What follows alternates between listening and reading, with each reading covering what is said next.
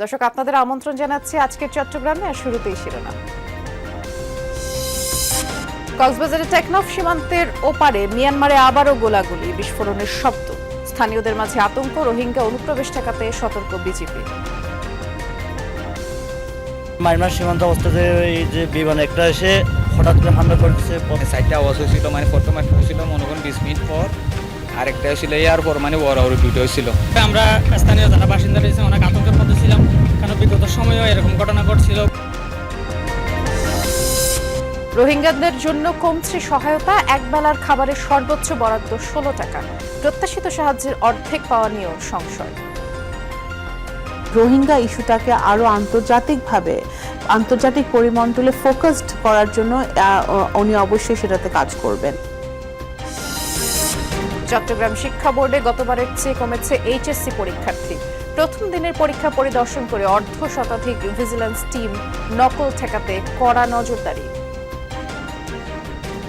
পড়লে সবকিছু কমনই পাওয়া যায়, তেমন কমনই পেয়েছে। প্রশ্ন অনেক সহজ হয়েছে, মোটামুটি কমন আসছে সবকিছু। আগামী দিনের পরীক্ষাগুলো নিয়ে কোনো রকমের সংশয় সন্দেহ হওয়ার কোনো সুযোগ নেই, কোনো প্রশ্ন ফাঁসেরও কোনো সুযোগ নেই।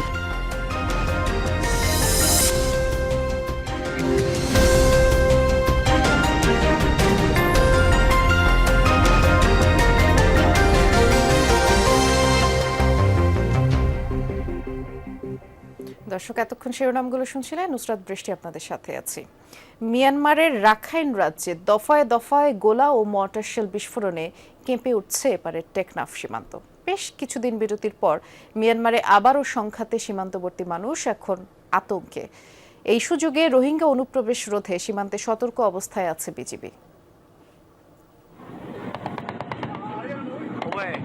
বুধবার রাত থেকে টেকনাফ সীমান্তের ওপারে থেমে থেমে গোলা ও মর্টার শেল বিস্ফোরণের শব্দে কেঁপে ওঠে সীমান্তবর্তী এলাকা। কিছুদিন বিরতির পর মিয়ানমার সেনাবাহিনী ও সশস্ত্র বিদ্রোহী গোষ্ঠী আরাকান আর্মির মধ্যে আবারও সংঘাত শুরু হয়েছে বলে ধারণা টেকনাফের বাসিন্দাদের। মায়ানমার সীমান্ত অবস্থাতে এই যে বিমান একটা এসে হঠাৎ করে হামলা করে দিচ্ছে। প্রথমে 5 থেকে 7টা মতো মারছে বড় অস্ত্র, দুরুম করে আওয়াজ করছে। শোনার পর আমার থেকে বই লাগছে, কি ডেবা মারছে কি ডাবা মারছে কি বং মারছে এটা জানি না, কিন্তু আগাগোড়া তাত্রা আছে এরকম দেখছি। দফায় দফায় বিস্ফোরণে টেকনাফের সীমান্তবর্তী এলাকা জাদিমুরা থেকে শাহপুরীর দ্বীপে বাসিন্দাদের মধ্যে আতঙ্ক ছড়িয়ে পড়ে। নাফ নদীর তীরবর্তী সাবরাং, শাহপুরীর দ্বীপ, টেকনাফ পৌরসভা ও নীলা সীমান্তের মানুষজনও আছেন উদ্বেগ উৎকণ্ঠায়। সাইডটা আওয়াজ হয়েছিল, মানে প্রথম একটা হয়েছিল মনে করেন 20 মিনিট পর, আরেকটা হয়েছিল ইয়ার পর, মানে বড় দুটো হয়েছিল।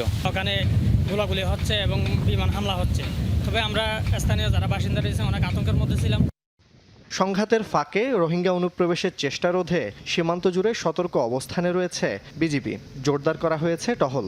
অনেক রোহিঙ্গাই চেষ্টা করে নদী পার হয়ে বাংলাদেশে চলে আসার চেষ্টা করে, এর আগে দেখেছি। তো সেই হিসাবে আমরা সতর্ক অবস্থা আছি, যেন কোনো রোহিঙ্গা ওদিকে না প্রবেশ করতে পারে, সেটা আমরা সতর্ক অবস্থা আছি।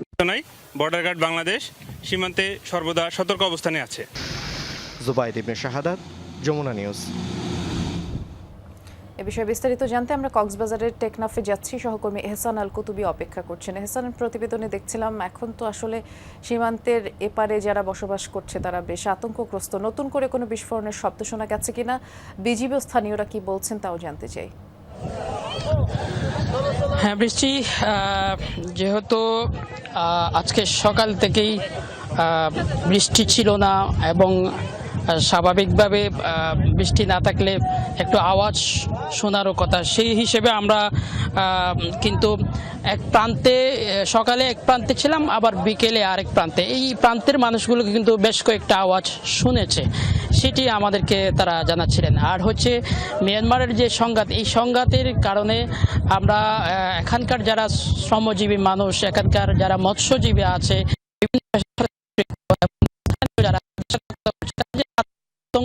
যখন ভারী বিস্ফোরণ হয় তখন তাদের ঘর বাড়ি কেঁপে ওঠে। সেই ঘর বাড়ি কেঁপে ওঠার কারণে একটা আতঙ্ক।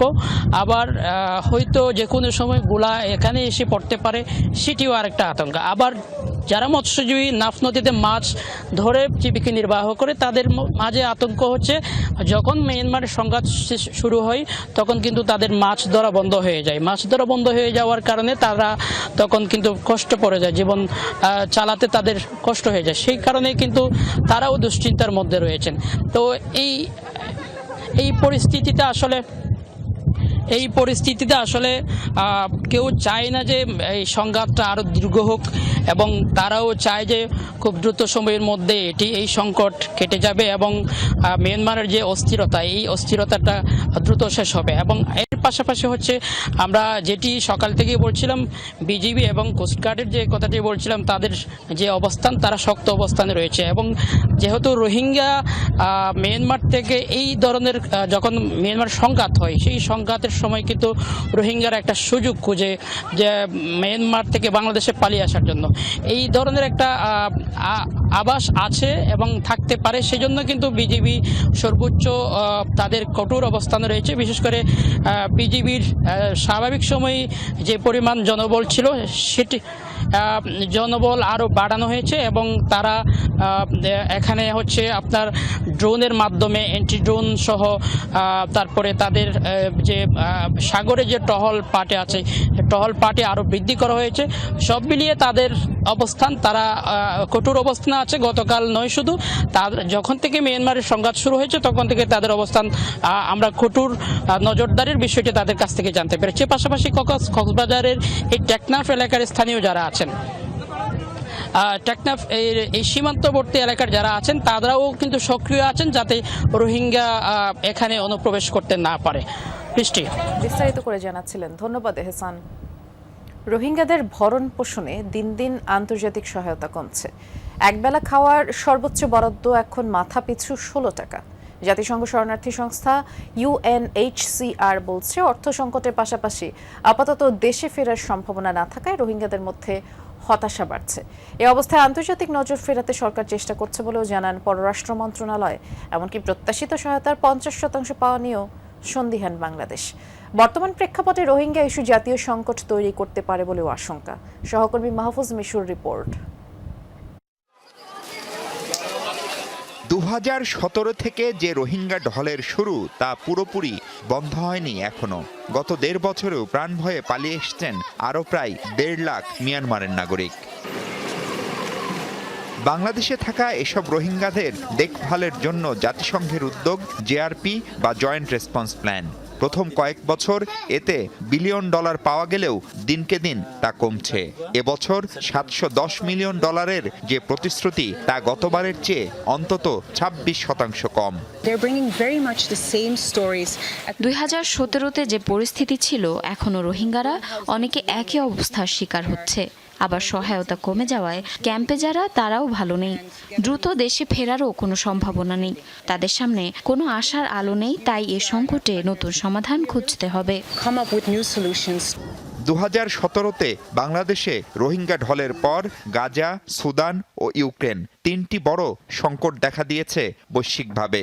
স্বভাবতই বিশ্ব সম্প্রদায়ের নজরের পাশাপাশি অর্থ বরাদ্দেও অগ্রাধিকার পেয়েছে সেসব ঘটনা। সম্প্রতি পররাষ্ট্রমন্ত্রী জাতিসংঘ সাধারণ পরিষদের সভাপতি নির্বাচিত হওয়ায় রোহিঙ্গা ইস্যুটিকে বিশ্বমঞ্চে সক্রিয় রাখার আশা দেখছে বাংলাদেশ। যেহেতু ফান্ড কাট হয়েছে, আপনার এডুকেশন এখন চ্যালেঞ্জ হচ্ছে, তারপরে আপনাদের ট্রিটমেন্ট, মেডিকেল, ওদের বাসস্থান, সবকিছুই এখন একটা চ্যালেঞ্জের মুখে আছে। আমাদের মাননীয় পররাষ্ট্রমন্ত্রী নতুন রোল উনি নিয়েছেন, সেখান থেকে হয়তো এই রোহিঙ্গা ইস্যুটাকে আরও আন্তর্জাতিক পরিমণ্ডলে ফোকাসড করার জন্য উনি অবশ্যই সেটাতে কাজ করবেন। গত বছর যে আন্তর্জাতিক সহায়তার প্রতিশ্রুতি ছিল, বাস্তবে মিলেছিল তার মাত্র অর্ধেক। একদিকে রোহিঙ্গাদের মধ্যে বাড়তি জন্মহার, নতুন ঢল অব্যাহত থাকা, আর বিপরীতে টাকা কমে যাওয়ায় এখন তাদের 3 বেলা খাওয়ানোই দুষ্কর। 33% রোহিঙ্গার জন্য মাসে $12, 50 ভাগের জন্য 10, আর 17 ভাগের জন্য $7 খাওয়ার খরচ এখন। যেটি সর্বোচ্চ $12, 33% পাচ্ছে, তাতে তারা 3 বেলা খায়, 1 বেলার দাম পড়ে 16 টাকা। তো 16 টাকা দিয়ে তো আসলে একটা মিল হয় না। মানুষগুলো ধরেন ভুখানাঙ্গা থাকে, তখন তাদেরকে নিয়ন্ত্রণ করা কঠিন হবে। ফলে এটি আমাদের একটা ন্যাশনাল ক্রাইসিস তৈরি হচ্ছে এবং এর সাথে আমাদের সিকিউরিটি জড়িয়ে যাচ্ছে। এ অবস্থায় চীনের মধ্যস্থতায় রোহিঙ্গাদের দ্রুত কিভাবে মিয়ানমার ফেরানোর কাজ অন্তত শুরু করা যায় সেটি সরকারের অগ্রাধিকার। ক্ষমতাচ্যুত আওয়ামী লীগ প্রফেসর ইউনূসের নেতৃত্বে গঠিত অন্তর্বর্তী সরকার কিংবা নবগঠিত বিএনপি সরকার কখনোই বন্ধ হয়নি রোহিঙ্গাদের বাংলাদেশে প্রবেশ, বরং এখন কেউ কেউ ওপাশ থেকে নিজের সহায় সম্বল টাকা পয়সা সবকিছু দিয়ে দালালদের ধরে বাংলাদেশে চলে আসছেন।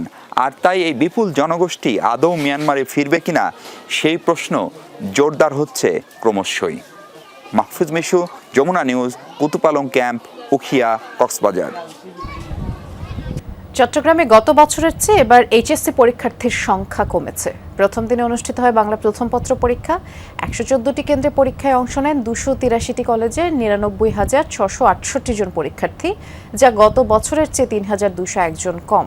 কেন্দ্র পরিদর্শনে মোতায়েন ছিল ভিজিল্যান্স টিম। 3 পার্বত্য জেলা এবং কক্সবাজারেও শান্তিপূর্ণ পরিবেশে পরীক্ষা অনুষ্ঠিত হয়। নির্ধারিত সময়ের আগেই কেন্দ্রে হাজির পরীক্ষার্থী ও তাদের অভিভাবকরা। প্রবেশের সময় কারো কাছে ডিজিটাল ডিভাইস, মোবাইল ফোন, বই কিংবা নকল আছে কিনা তা তল্লাশি করা হয়। এবার চট্টগ্রামে 114টি কেন্দ্রে এইচএসসি পরীক্ষায় অংশ নিচ্ছে 99,668 পরীক্ষার্থী, যা গত বছরের চেয়ে 3,201 জন কম। পরীক্ষার শুরু থেকে শেষ পর্যন্ত কেন্দ্রের বাইরে অপেক্ষায় ছিলেন অভিভাবকরা। প্রশ্নটা ফাঁস হওয়ার কোনো প্রশ্নই উঠে না। এই শিক্ষামন্ত্রী তো খুবই দক্ষ আছে, উনি ওনার নীতিগত সবগুলোই ভালো। বাচ্চারা যাতে নার্ভাস না হয় সেরকম পরিবেশ গড়ে তোলা, আর সবচেয়ে বড় কথা হচ্ছে প্রশ্নটা সহজ হওয়া। প্রশ্ন সহজ হলে সব স্টুডেন্টের জন্য সুযোগ সুবিধা হবে। ছাত্রদের যাতে মন ভেঙে না যায়, ওরা যাতে মানে মনোবল দিয়ে যেন পরীক্ষাটা দিতে পারে, ভালোভাবে দিতে পারে। আমার ছেলে বাগুলিয়া কলেজ থেকে দিচ্ছে, মহসিন কলেজের কেন্দ্র। জেলা প্রশাসক এবং চট্টগ্রাম শিক্ষা বোর্ডের অর্ধশতাধিক ভিজিলেন্স টিম বিভিন্ন কেন্দ্র পরিদর্শন করে। প্রশ্নপত্র ফাঁস রোধে ছিল বিশেষ ব্যবস্থা। প্রতিটা কেন্দ্রে সিসি ক্যামেরা আছে। এটা এই জন্যে আমাদের শিক্ষার্থীরা যাতে, আমরা অনেক সময় কমপ্লেন শুনি পাশের স্টুডেন্ট বা টিচার অনেক সময় তাদেরকে বাধ্য করে যে একটু বলে দাও, দেখিয়ে দাও। তো সেই জন্য আমরা সিসি ক্যামেরার ব্যবস্থা করেছি, তারা যাতে কোনো স্টুডেন্টরা কোনো প্রেশারে না থাকে, তারা সুন্দরভাবে যাতে পরীক্ষা দিতে পারে। আমাদেরকে আগামী দিনের পরীক্ষাগুলো নিয়ে কোনো রকমের সংশয় সন্দেহ হওয়ার কোনো সুযোগ নেই, কোনো প্রশ্ন ফাঁসেরও কোনো সুযোগ নেই। আমরা সবাইকে বলবো, আমাদের সকল পরীক্ষার্থীদের বলবো যে তোমরা পড়ালেখায় মনোনিবেশ করো এবং তোমরা যা ছাত্র জীবনে যা শিখছো সেটি তোমরা তোমাদের পরবর্তী জীবনে কাজে লাগাও। পরীক্ষা শেষে মিশ্র প্রতিক্রিয়া ব্যক্ত করেন পরীক্ষার্থীরা।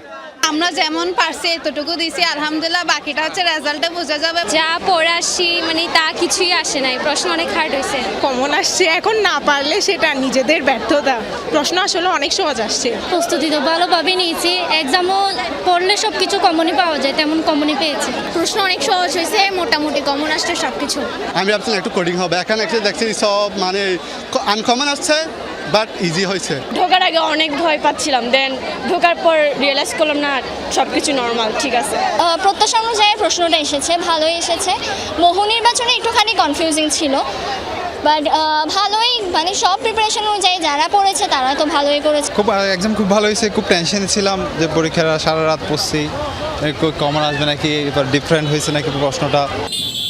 3 পার্বত্য জেলার মধ্যে বান্দরবানে 3,667 জন পরীক্ষার্থী, খাগড়াছড়িতে 7,353 জন এবং রাঙামাটিতে 5,439 জন ও কক্সবাজারে 12,255 জন এইচএসসি পরীক্ষায় অংশ নিচ্ছে। জুবাইর রিফাত, যমুনা নিউজ। নকশা বহির্ভূত এবং অননুমোদিত বহুতল ভবনের ছড়াছড়ি চট্টগ্রামে। দীর্ঘদিন নীরব থাকলেও অবশেষে উচ্ছেদে নেমেছে চট্টগ্রাম উন্নয়ন কর্তৃপক্ষ সিডিএ। আজও বাকলিয়ায় অভিযানে 7টি ভবনের নকশা বহির্ভূত অংশ গুড়িয়ে দেয় সংস্থাটি। অনিয়মের দায়ে 34.5 লাখ টাকা জরিমানা করা হয় ভবন মালিকদের। পাশের ভবনের বিরুদ্ধে অভিযোগ করতে গিয়ে শেষ পর্যন্ত অভিযোগকারীর নিজের ভবনেরও অনিয়ম ধরা পড়ে। বাকলিয়ার পুরনো চারতলা এলাকায় 2 ভবন মালিকের পাল্টাপাল্টি অভিযোগের পর অভিযান চালায় সিডিএ। 1988 সালে নির্মিত পান্না ভবনের মালিকের কাছে ভবনের প্ল্যান চাইলে বাগবিতণ্ডায় জড়ান ম্যাজিস্ট্রেটের সাথে। আমার ওখানে ওয়াল আছে না, ওখানে ওয়াল আছে তো, ওয়াল আছে, ওয়াল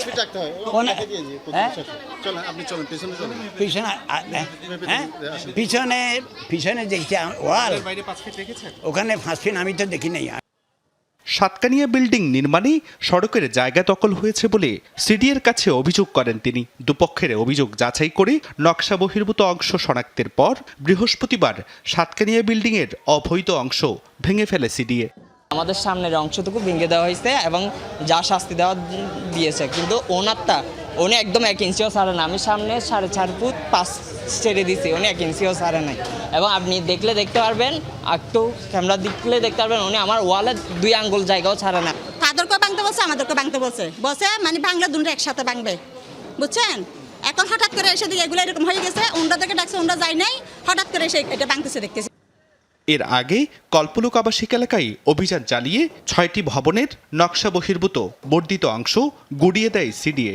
একটি ভবন সিলগালা করার পাশাপাশি বিভিন্ন অনিয়মের দায়ে 34,50,000 টাকা জরিমানা আদায় করা হয়। অনাদায়ে কারাদণ্ড দেওয়া হয় 2 জনকে। চট্টগ্রাম শহরের সকল নাগরিককে অনুরোধ করবো যে আমাদের চেয়ারম্যান মহোদয়ের পক্ষ থেকে যে সকলেই যেন নিয়মকানুন মেনে এবং যেভাবে নকশা অনুমোদন নেয় সে অনুযায়ী যেন ভবন নির্মাণ করে। জুবাইর রিফাত, যমুনা নিউজ, চট্টগ্রাম। রাঙামাটির জীবন জীবিকার অন্যতম ভরসা কাপ্তাই হ্রদ, কিন্তু বর্ষা মৌসুমেও হ্রদের পানি আশঙ্কাজনকভাবে কমে যাওয়ায় ব্যাহত হচ্ছে নৌযোগাযোগ, বাড়ছে পণ্য পরিবহনের খরচ এবং কমেছে জলবিদ্যুৎ উৎপাদনও।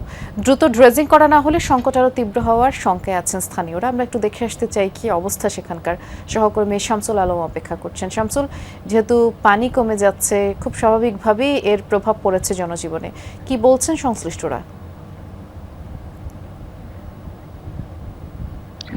বৃষ্টি, আপনি যেমনটি বলেছিলেন যে কাপ্তাই, আপনি জানেন যে দক্ষিণ এশিয়ার সর্ববৃহৎ লেক হচ্ছে যে কাপ্তাই হ্রদ। এই কাপ্তাই হ্রদকে কেন্দ্র করে কিন্তু এখানকার যে মৎস্য এবং পাশাপাশি এখানকার যে জীববৈচিত্র্য সবকিছু কিন্তু এই কাপ্তাই লেককে ঘিরে রয়েছে এবং এই কাপ্তাই লেককে ঘিরে এখানকার যে বিদ্যুৎ উৎপাদন হয়ে থাকে। তাছাড়া এই কাপ্তাই লেকের মাধ্যমে এই রাঙ্গামাটির যে 10টি উপজেলা রয়েছে, 10টি উপজেলার মধ্যে প্রায় 5টি উপজেলার সাথে কিন্তু একমাত্র এই লেকের মাধ্যমে কিন্তু এই 5টি উপজেলার সাথে কিন্তু যোগাযোগ রয়েছে বিভিন্ন উপজেলাগুলোতে। এই উপজেলাগুলোতে যারা বসবাস করে তারা কিন্তু এই লেকের মাধ্যমে তারা এখানকার যে উৎপাদিত পণ্য রয়েছে, উৎপাদিত পণ্যগুলো কিন্তু এই বিভিন্ন উপজেলা থেকে রাঙ্গামাটি হয়ে দেশের বিভিন্ন জায়গাতে তারা কিন্তু এগুলো সরবরাহ করে থাকে। এই কাপ্তাই হ্রদের পানি শুকিয়ে যাওয়ার কারণে কিন্তু বর্তমানে যে রাঙ্গামাটির সাথে বিশেষ করে বিলাইছড়ি, জুরাছড়ি, বরকল এবং লঙ্গুদু সহ বেশ কয়েকটি উপজেলার সাথে কিন্তু সরাসরি কিন্তু নৌপথের যোগাযোগ বন্ধ রয়েছে। এই বন্ধ থাকার কারণে এখানকার যে উৎপাদিত যে পণ্যগুলো রয়েছে, যেমন কাঁচা পণ্য, পাশাপাশি যে নিত্য প্রয়োজনীয় যে পণ্যগুলো রয়েছে, দ্রব্যগুলো, সেগুলো কিন্তু বিভিন্ন উপজেলাগুলোতে কিন্তু সরবরাহ করতে ব্যাগ পেতে হচ্ছে। পাশাপাশি যেসব উপজেলাগুলোতে যে পণ্যগুলো রয়েছে কাঁচামাল, এই কাঁচামালগুলো কিন্তু সঠিক সময়ের মধ্যে সেগুলো রাঙ্গামাটি শহর সহ রাঙ্গামাটি জেলার বাইরে তারা সরবরাহ করতে না পারে অনেক পচনশীল পণ্য কিন্তু পচে যাচ্ছে। তাছাড়া আপনারা জানেন বৃষ্টি, এই রাঙ্গামাটির যে কাপ্তাই হ্রদ, এই হ্রদকে ঘিরে কিন্তু রাঙ্গামাটির যে জলবিদ্যুৎ কেন্দ্র এখানে সৃষ্টি হয়েছে। এই জলবিদ্যুৎ কেন্দ্র থেকে এই কাপ্তাই হ্রদের যে পানি রয়েছে, এই পানিকে কেন্দ্র করে যে বিদ্যুৎ, এই বিদ্যুতের মধ্যে আমরা দেখতে পাচ্ছি প্রায় 242 মেগাওয়াট বিদ্যুৎ এই কাপ্তাই হ্রদ থেকে এই যে পানির মাধ্যমে জলবিদ্যুতের বিদ্যুৎ উৎপন্ন হয়ে থাকে।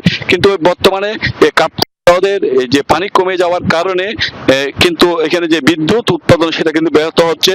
এই বিদ্যুতের কারণে যে ব্যাহত হচ্ছে, বর্তমানে আমরা বিদ্যুৎ ব্যবস্থাপক রয়েছে তার সাথে কথা বলেছি, তিনি যেটি জানিয়েছেন এখানে বিদ্যুৎ উৎপাদনের 5টি যে ইউনিটের মধ্যে মাত্র 98 মেগাওয়াট বিদ্যুৎ উৎপন্ন হতে অর্থাৎ আমরা বুঝতেই পেরেছি যে ড্রেজিং করা না হলে এই সংকট আরো বাড়বে, যেমনটা আপনি বলবার চেষ্টা করছিলেন। ধন্যবাদ শামসুলকে। সারা দেশের মতো খাগড়াছড়িতেও নজরুল বর্ষ 2026-27 পালনের শুভ উদ্বোধন করা হয়েছে। সকালে জেলা প্রশাসকের কার্যালয়ের সম্মেলন কক্ষে অনুষ্ঠানের আয়োজন করে সংস্কৃতি বিষয়ক মন্ত্রণালয়। ভিডিও কনফারেন্সের মাধ্যমে যুক্ত হয়ে নজরুল বর্ষর আনুষ্ঠানিক উদ্বোধন করেন প্রধানমন্ত্রী তারেক রহমান। বক্তারা জাতীয় কবি কাজী নজরুল ইসলামের সাহিত্য, সঙ্গীত, সাম্য, মানবতা ও সাম্প্রদায়িক চেতনা নতুন প্রজন্মের কাছে তুলে ধরতে আহ্বান জানান। বলেন, নজরুল বর্ষ 2026-27 গুরুত্বপূর্ণ ভূমিকা রাখবে। পরে স্থানীয় শিল্পীদের মাঝে সম্মাননার চেক বিতরণ করা হয়। প্রজনন, স্বাস্থ্য এবং অধিকার বিষয়ে সরকারি কর্মকর্তা, উন্নয়ন কর্মী, যুব প্রতিনিধিদের অংশগ্রহণে অংশীজন সভা অনুষ্ঠিত হয়েছে চট্টগ্রামে। পরিবার পরিকল্পনা অধিদপ্তরের রেড অরেঞ্জে আয়োজিত সভায় চট্টগ্রাম অঞ্চলে পরিচালিত জরিপের ফলাফল উপস্থাপন, বিদ্যমান চ্যালেঞ্জ পর্যালোচনা এবং সমন্বিত ভবিষ্যৎ কর্মপরিকল্পনা প্রণয়ন নিয়ে আলোচনা হয়। এ সময় জরিপের তথ্য উল্লেখ করে বলা হয়, কিশোর কিশোরীরা প্রয়োজনীয় তথ্য ও স্বাস্থ্যসেবা থেকে বঞ্চিত। জনসচেতনতা বৃদ্ধি, সমন্বয় এবং প্রকল্পের কার্যক্রমকে মাঠ পর্যায়ে বিস্তৃত করার আহ্বান জানান বক্তারা। বর্ণিলা আয়োজনে চট্টগ্রামে অনুষ্ঠিত হয়েছে আরকে মিউজিক একাডেমির 26 বছর পূর্তি উৎসব। প্রেস ক্লাবে এই উপলক্ষে আয়োজিত অনুষ্ঠানে বক্তারা সুস্থ সংস্কৃতির বিকাশ ও উন্নত সমাজ গঠনে সঙ্গীতের গুরুত্ব তুলে ধরেন। অনুষ্ঠানে ভার্চুয়ালি যোগ দেন উপমহাদেশের কিংবদন্তি শিল্পী হৈমন্তী শুক্লা। এছাড়াও বিশ্ববিদ্যালয়ের অধ্যাপক, সঙ্গীতজ্ঞ, শিল্পী, সাহিত্যিক এবং রবীন্দ্র নজরুল গবেষকরা উপস্থিত ছিলেন। পরে একাডেমির শিক্ষার্থীরা দলীয় সঙ্গীত ও নৃত্য পরিবেশন করে।